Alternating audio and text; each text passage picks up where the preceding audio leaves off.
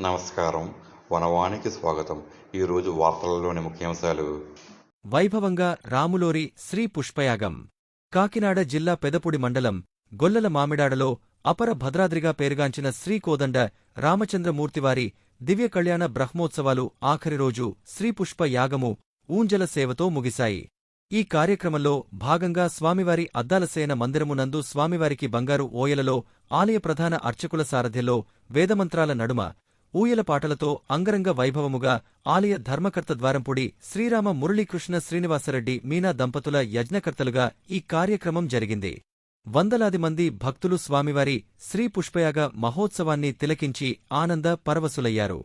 భక్తులకు ఆలయ ధర్మకర్త స్వామివారి తీర్థ ప్రసాదములను ఏర్పాటు చేశారు.